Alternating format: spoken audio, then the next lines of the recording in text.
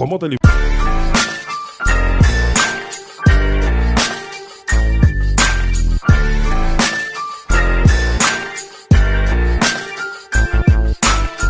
Disons-nous les choses, DNLC, troisième partie. Je suis en compagnie du Deep Social Club.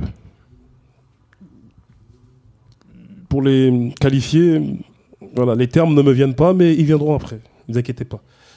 Le Deep Social Club, collectif qui a pour but de promouvoir l'humanisme par l'éducation populaire et tout autre moyen si nécessaire.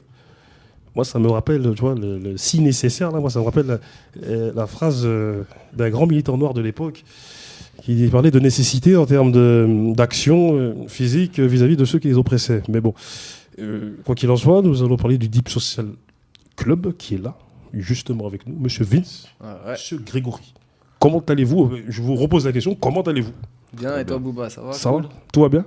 Magnifique. Ok. Déjà, c'est un plaisir d'être invité ici, là, Blockout Music, Blockout Radio, ça fait longtemps qu'on suit. Moi, comme je te disais tout à l'heure hors antenne, Grigny, franchement, c'est une ville que je connais depuis maintenant une dizaine d'années. Depuis 2006, quand avec les Yaya, les VR, on faisait projecteurs ici, etc. Et tout. J'ai toujours été très bien accueilli ici.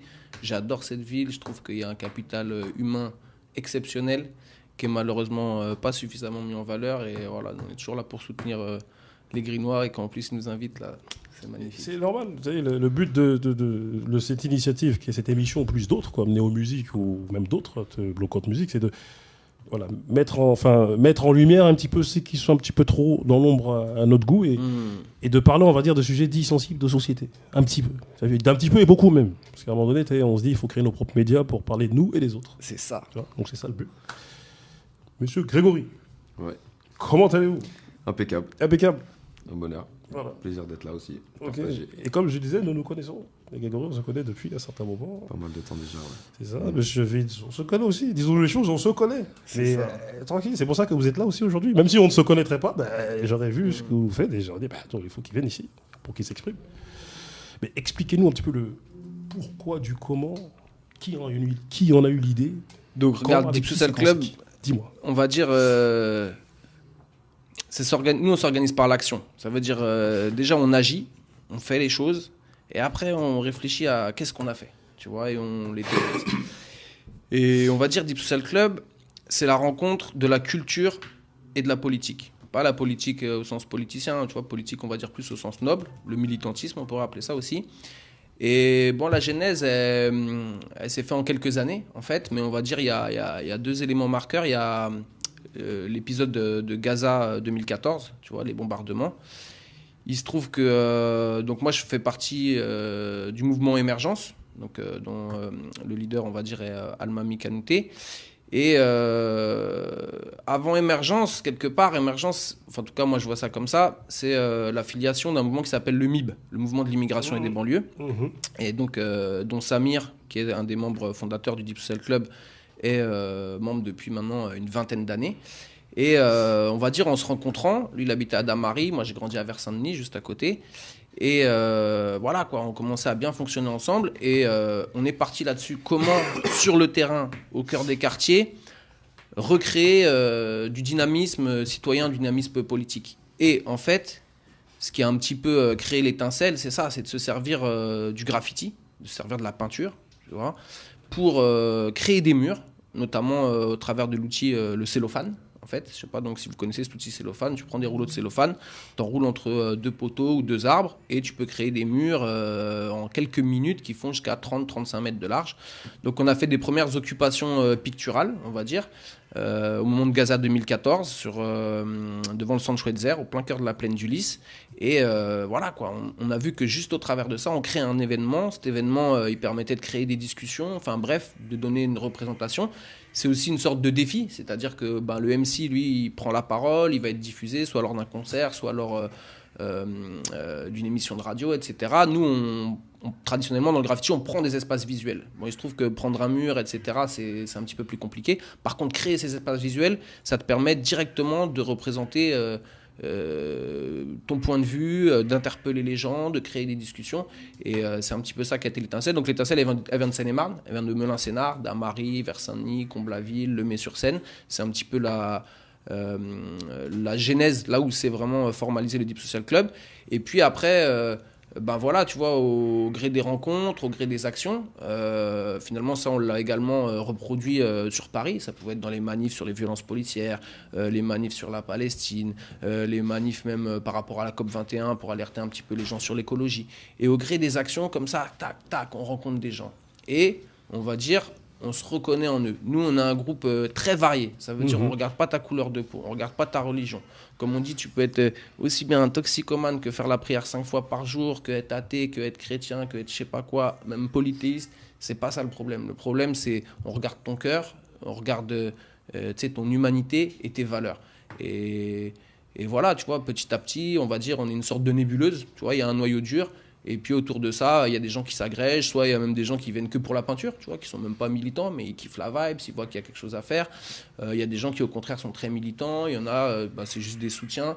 Et puis voilà, tu vois, on va dire, on est entre, je sais pas moi, entre 10 et 30 personnes, comme ça, sans savoir vraiment même exactement qui est qui, ou j'en sais rien, tu vois, mais juste on fonctionne, on fait les choses et on avance. Donc ce que tu nous expliques, c'est qu'il n'y a pas forcément de leader dans le Deep Social Club. Enfin, quand je dis de leader, c'est-à-dire de quelqu'un étant... Parce que c'est sous quelle forme juridique? Est-ce qu'il y a une forme juridique? Non, voilà, il n'y a pas d'existence juridique. Tu vois, c'est un petit peu, on va dire, par exemple, comme le MIB, Mouvement d'immigration et des banlieues, tu ne pouvais pas l'attaquer parce que tu ne pouvais pas le dissoudre parce qu'il n'a pas de... tu sais que tu me l'apprends là. Moi, je pensais que le MIB était une association. Non. Ah, ok, d'accord. Non, ok, tu me l'apprends. Et ouais, voilà, et ça permet aussi de ne pas formaliser les choses, donc quelque part de ne pas se prendre la tête, dans le sens où c'est la rencontre entre le militantisme et l'artistique. On a un petit peu ce côté aussi, quand même, qu'on garde flou artistique, etc. Tu vois. Comment dire, on n'est pas là à publier des textes ou je sais pas quoi. On fait les choses, on agit, on va sur le terrain, on soutient les gens, tu vois. Cette année là, on a été à Marseille, on a été à Clermont-Ferrand, on a été à Montpellier. Enfin, tu vois, on essaye aussi de bouger. Moi, j'étais aussi un petit peu en Afrique. Enfin voilà, et on fonctionne avec, comme je te dis, c'est une nébuleuse. C'est-à-dire, tu disais, tu vois, par exemple. Sur Cannes, moi, tu vois, Propice, je les ai rencontrés seulement l'été dernier. Mais immédiatement, on s'est reconnus, tu vois. C'est-à-dire, on a vu une sorte d'état d'esprit en commun comme toi, tu vois, ça fait 10 ans qu'on se connaît. Abdé, c'est pareil. Il y a une sorte de nébuleuse. Et quelque part, le projet sur lequel vous êtes, là, avec Kizo, d'essayer de formaliser ça, comme Sadia et son collègue essaye aussi de faire ça. Je pense que c'est aussi un stade important, à un moment donné, d'arriver à se fédérer. Pour essayer d'augmenter un petit peu l'efficacité de ce qu'on fait. C'est vrai que, tu vois, des fois, on atteint un petit peu nos limites. Nous, par exemple, sur le Deep Social Club, on est exclusivement sur de l'autofinancement. Ça veut dire, on se débrouille toujours en se cotisant, etc. et tout, pour autofinancer ce qu'on fait. On ne veut pas exister juridiquement, on ne veut pas faire de subventions pour garder, on va dire, un maximum de liberté dans nos pratiques. Je voudrais revenir sur une des actions que vous avez faites à Marseille, notamment. Ouais, à Marseille. Qui est une action qui est partie un petit peu, on va dire entre guillemets, dans tous les sens. Ouais. On en a parlé un petit peu en off. Est-ce que tu peux nous en parler là, en direct live? Marseille, on va dire que c'est un cas un petit peu spécifique. Bon, j'ai envie de te parler déjà de Montpellier. Tu vois, Montpellier, on a été au Petit Bar. Pour nous, c'est un quartier exemplaire. C'est un quartier populaire exemplaire à plein de titres. Il faut savoir que c'est un des derniers endroits où tu peux retrouver le MIB avec une assise locale. Donc là-bas, c'est le MIB 34. Et c'est une grande copropriété, un petit peu comme Grigny 2 quelque part. Et là-haut, tu as énormément d'habitants originaires du Rif, avec une vraie culture de l'autogestion. Il faut savoir que Montpellier, c'était le système Georges Frêche, un système ultra clientéliste, vraiment dur, etc. Et tout. Et on va dire un petit peu, c'était les seuls qui arrivaient à s'opposer à lui. Et ils se sont battus principalement sur le logement. C'est-à-dire, tu connais copropriété, machin, les charges, un peu, il y a les mêmes problématiques ici. Souvent, ça t'amène des choses assez compliquées. Donc, eux, le logement, ça a été très structurant pour eux. Après, ça peut être aussi bien sur les violences policières, sur la Palestine, etc. Et tout. Et ça a créé vraiment une atmosphère très particulière dans ce quartier, qui fait qu'aujourd'hui, par exemple, l'an dernier, tu as les mamans du Petit Bar qui sont apparues, un collectif de mamans, modification de la carte scolaire. Leurs enfants ils vont se retrouver ghettoisés dans un collège réservé qu'aux gens du quartier. Qu'est-ce qu'elles ont fait? Elles ont entamé une lutte, elles ont commencé à occuper les écoles le soir, ça n'a pas marché. Elles ont été jusqu'à fermer les écoles du quartier pendant 17 jours pour établir un rapport de force avec l'éducation nationale, avec la préfecture, etc. Et tout, et elles ont fini par obtenir justice. Aujourd'hui, le Petit Bar, il fonctionne beaucoup sur le foot en salle. Tu vois, ils ont un club de foot en salle là, qui est champion de D2, et au travers de ça, ils font une académie foot en salle. Donc, ils accompagnent les gamins aussi bien au niveau du sport que dans le soutien scolaire. Bon, nous, on va là-bas.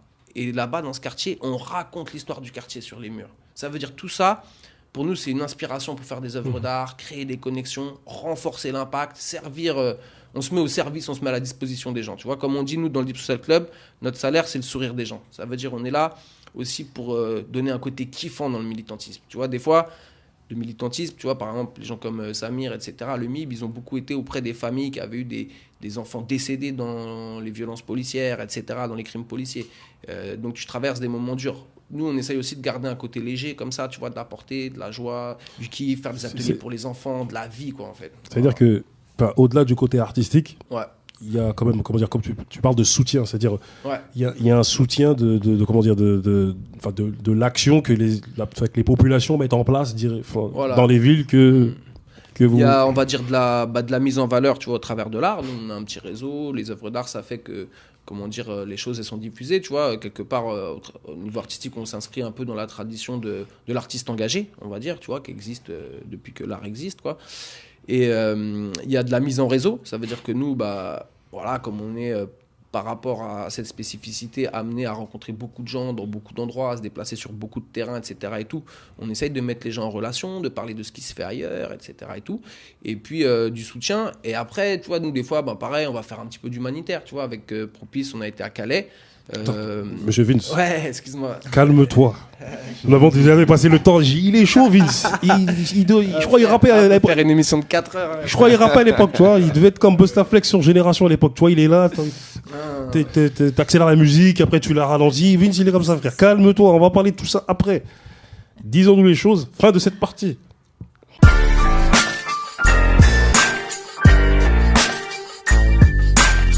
Disons-nous les choses. DNLC, nous voilà avec le Deep Social Club.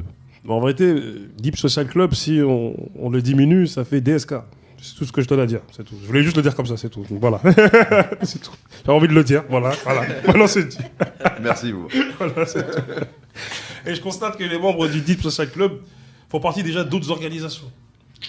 Voilà, Johan, Greg, Global Star, Elias Samir, Le Bib. Et voilà, on connaît leur grande détermination, tu vois. Greg, il n'a pas encore parlé, mais on sait. Moi, je sais. Hein. Mais le Deep Social Club, ne serait-il pas un repère de néo-révolutionnaires le Deep Social Club, si le Deep Social Club venait à prendre encore plus d'ampleur, n'auriez-vous pas peur d'être sujet à des attaques sans sommation dans vos locaux, comme l'a CIA avec les Black Panthers Je te pose la question à toi, mon ami. On va commencer par le côté révolutionnaire, peut-être. Oui, effectivement. Ouais, moi je trouve que c'est un joli mot, il n'y a pas de problème. Hein. Après, je pense que la façon dont nous, on essaye d'agir, c'est pour accompagner, mais c'est aussi dans une perspective de changement, bien sûr. Parce que c'est avec des petites... comme on dit, c'est les petites rivières qui font les petits cours d'eau qui font les grandes rivières. Mais après, de se faire attaquer, si les gens... Non, après c'est bon, c'est très ironique ce que je dis. Non, mais attends. Mais quelque part... Nous, on fait de la peinture, frère. Voilà, tu sais, je vois pas pourquoi tu veux qu'on nous attaque. Nous, on se débat pour l'humanisme, déjà. Tu vois, après, les gens, ils psychotent trop dans cette époque. Tu vois ce que je veux dire? Nous, on fait de la peinture et on prend des petites prises de parole. Voilà. Ça s'arrête là. Quand on dit les moyens légaux, c'est une petite dédicace à Malcolm X par rapport à l'histoire... tu vois, qui nous a motivés, etc. Mais rassure-toi, Booba, tranquille. C'est ça, ouais, c'est ça. Attendez, vous me dites ça là, mais quand on voit votre page, bon, les mecs, vous êtes chaud. Quand je dis vous êtes chaud, c'est-à-dire que les mecs, vous êtes contestataires. Vous contestez Bien sûr. comment dire, des sujets sensibles de cette société. À travers, bien sûr, l'art. Mais, en plus, je vous connais. La page, c'est un peu comme la peinture. Ça veut dire C'est un groupe en fait. Tu vois, c'est-à-dire. Fermé, en plus. On choisit, on se permet de choisir qui on accepte ou pas.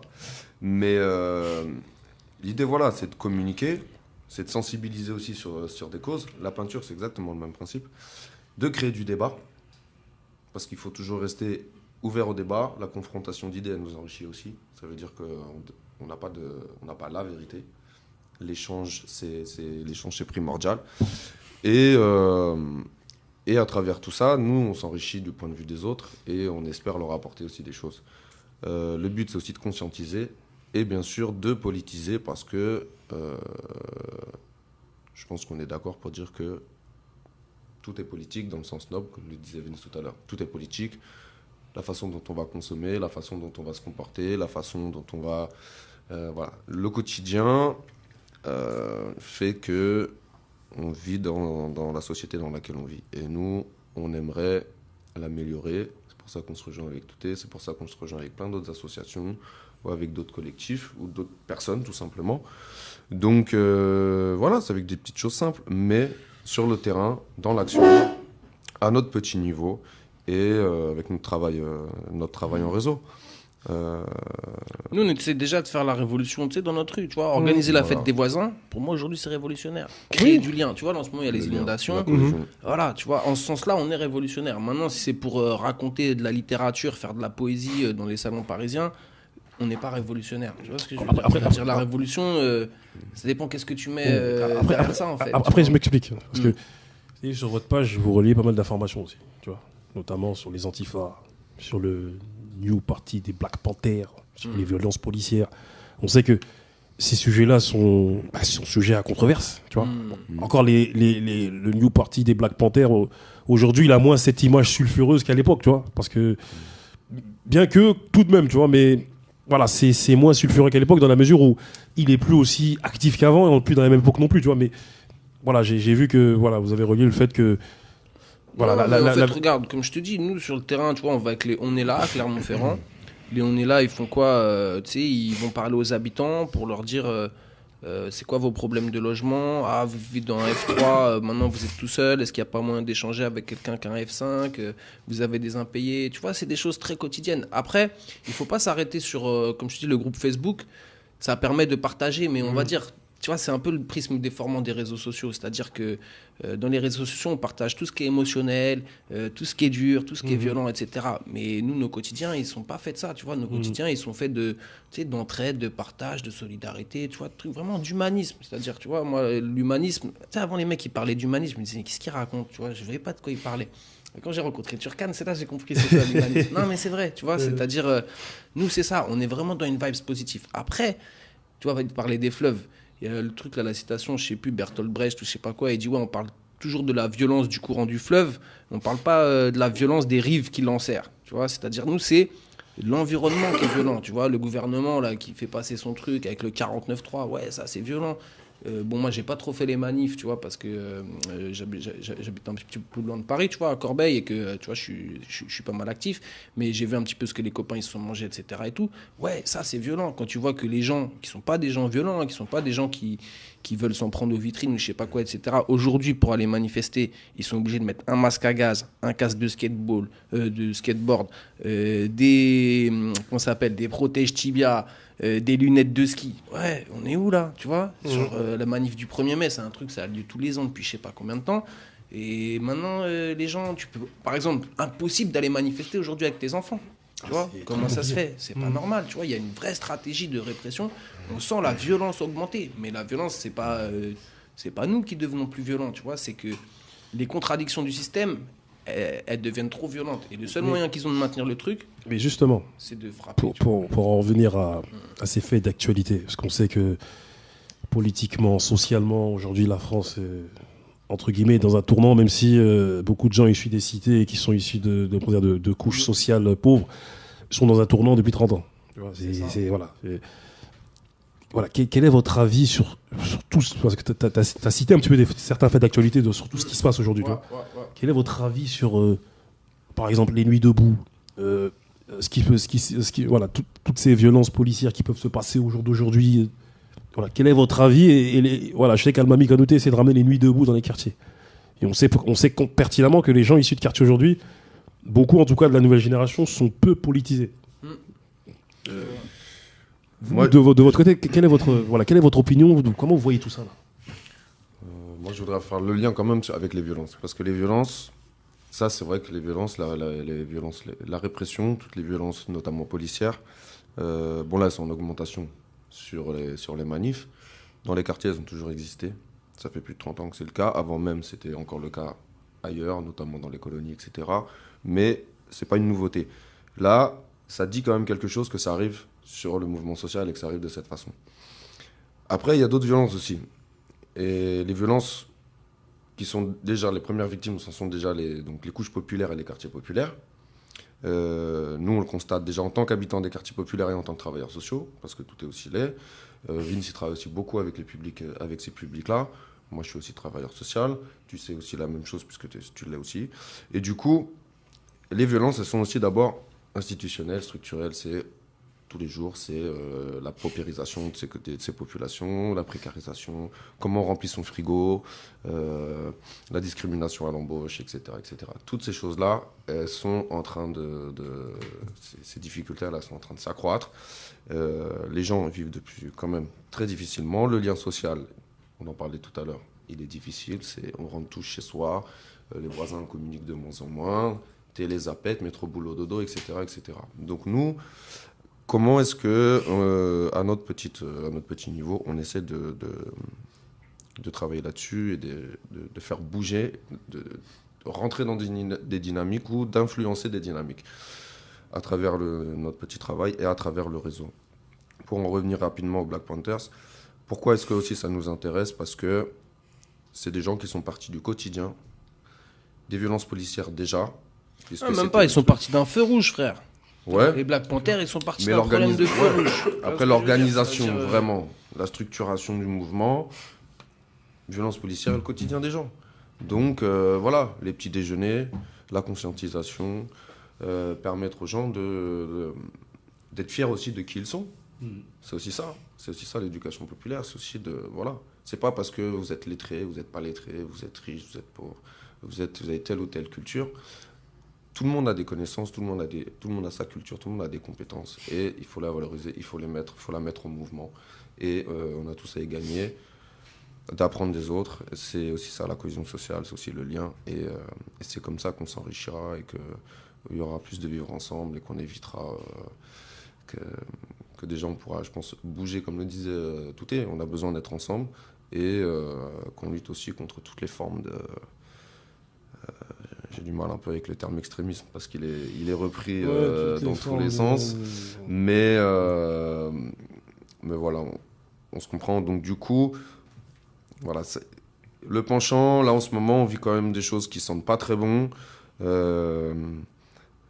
Toutes les formes de radicalisme sectaire.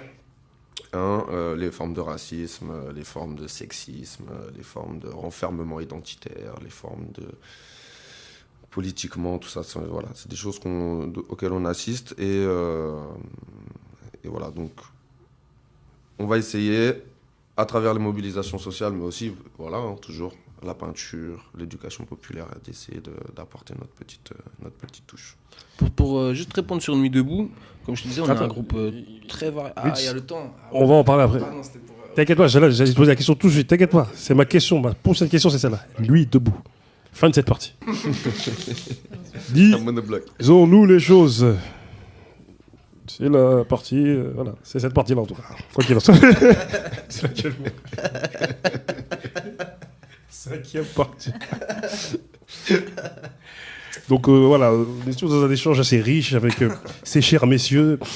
J'essaie de voir ce qu'il y a en eux, le côté Broly, tu vois. Mais il sort petit à petit, tu vois. Je suis en train de les maîtriser. Enfin, vous voyez, Broly, il a un truc là sur le front, là. Voilà, c'est ça, frère. Et on essaie de sortir ce qu'ils ont et ils sortent parce qu'ils n'ont pas le choix, parce que c'est comme ça. C'est naturel, c'est en eux, c'est comme ça.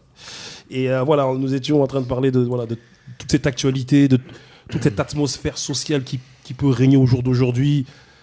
Voilà, même l'avenir, que ce soit nos enfants, nos avenirs.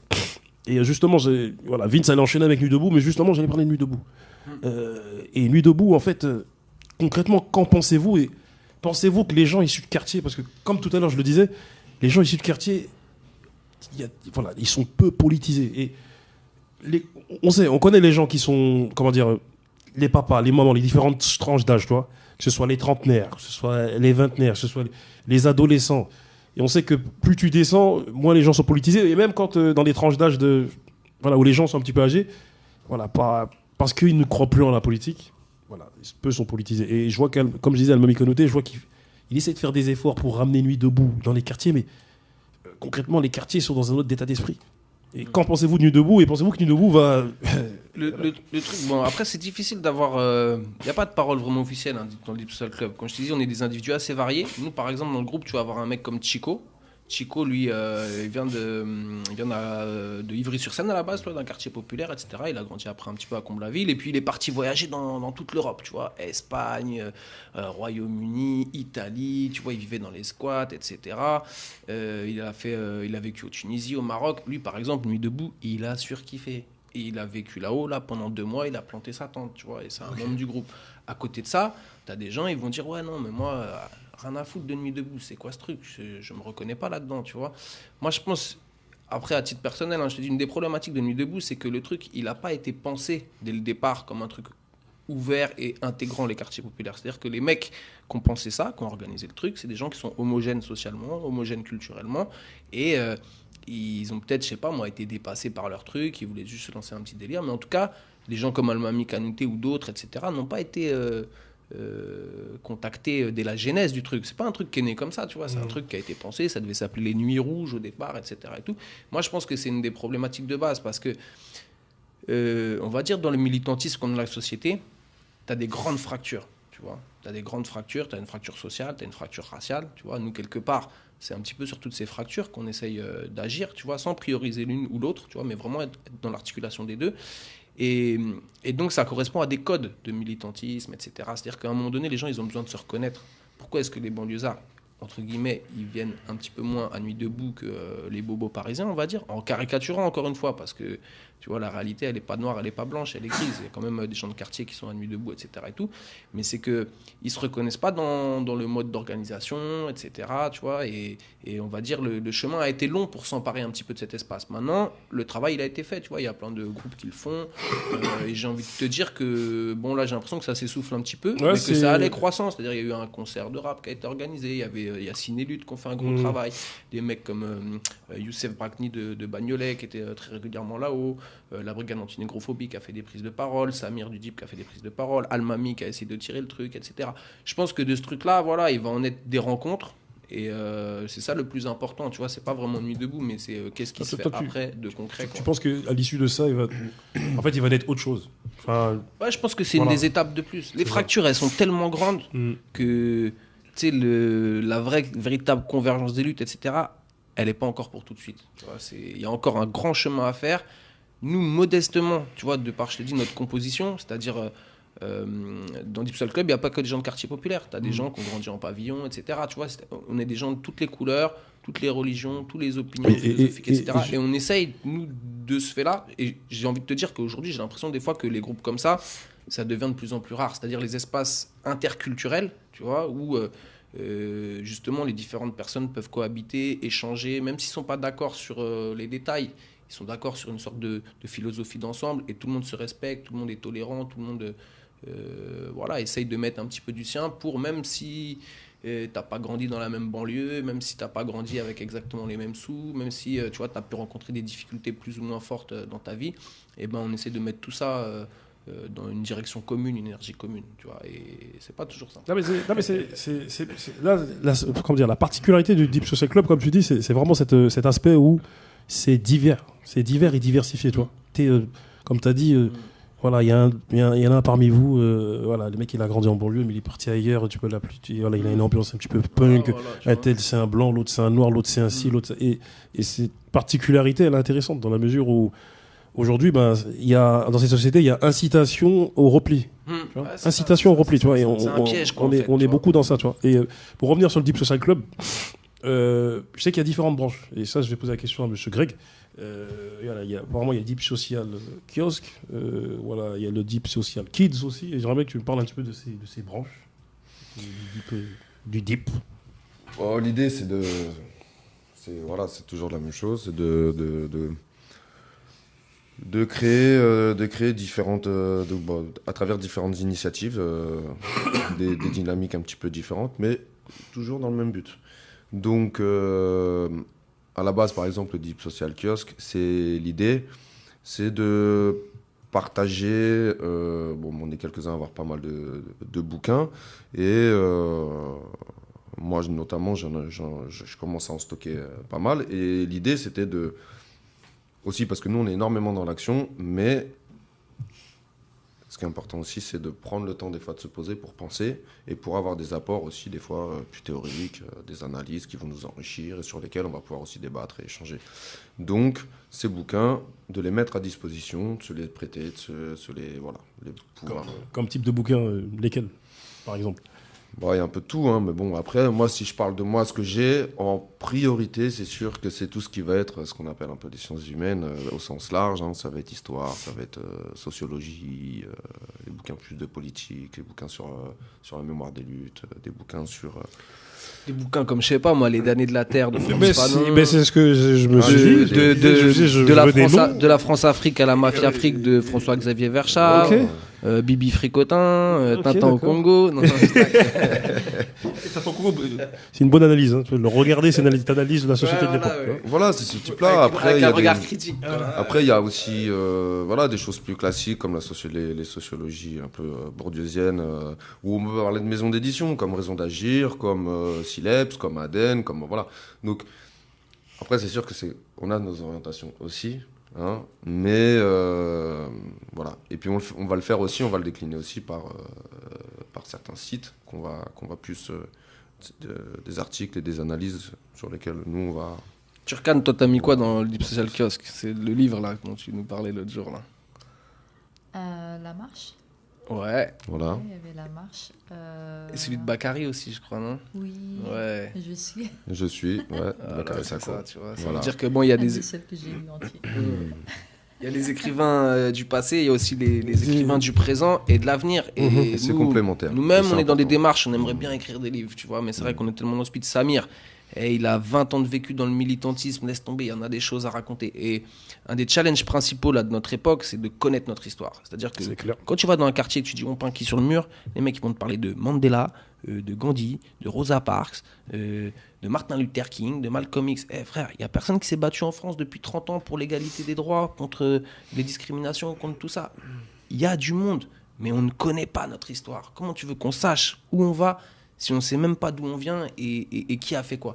Donc là, un des trucs principaux, c'est d'avoir les livres qui nous permettent de savoir ça. Que des gens comme Tarek Kautari, ils écrivent des livres, sur des gens aussi comme Fatia Damish, voilà, tout le mouvement de l'immigration, les luttes de l'immigration, les luttes des quartiers populaires, ce qui s'est passé sur les foyers Sonacotra, tu vois, tout ça, il y a eu des choses très riches, il y a eu des victoires, et putain, il faut qu'on aille toujours les Black Panthers, t'as vu, on adore, pas de problème, mais à un moment donné, il y a des choses à apprendre, mais nous, on a aussi un patrimoine. T'as dit un truc qui est quelque chose de judicieux, c'est que, en réalité, nous-mêmes, nous devrions sortir des livres. Moi, j'ai un collègue qui s'appelle Idrissa, avec lequel j'ai travaillé pas mal de temps, qui me disait, mais tu vois, nous, issus des quartiers ou même d'ailleurs, on a, à force de militer, de faire des actions, de dialoguer, on a cette capacité à mener des expertises.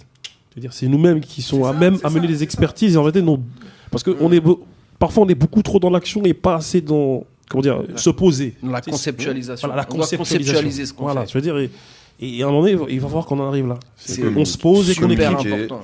Parce que là, en ce moment, ils vont tous se former aux États-Unis auprès de l'ambassade des USA ou je sais pas quoi, avec du community organizing et tout, des trucs qui se font, qu'on fait naturellement. Mais pourquoi est-ce qu'on a besoin d'aller chercher des mots, des trucs qui viennent d'ailleurs, qu'on n'est pas capable de se référer à notre propre patrimoine? Moi, je pense que c'est vraiment une des vraies questions. Il faut qu'on le fasse par nous et pour nous. Donc, on espère le Deep Social Kiosque, ça va devenir maintenant une maison d'édition. Greg, par nous, pour nous, donc Foubou, quoi, c'est ça, comme à l'époque, quoi. Voilà, Foubou, Forest Bias.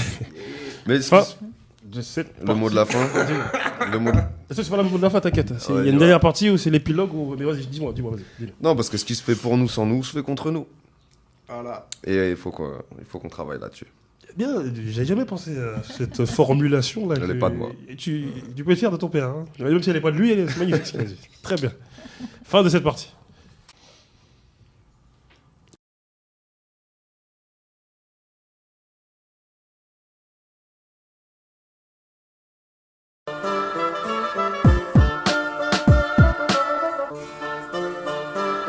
Je représente la banlieue sud de Grigny 350.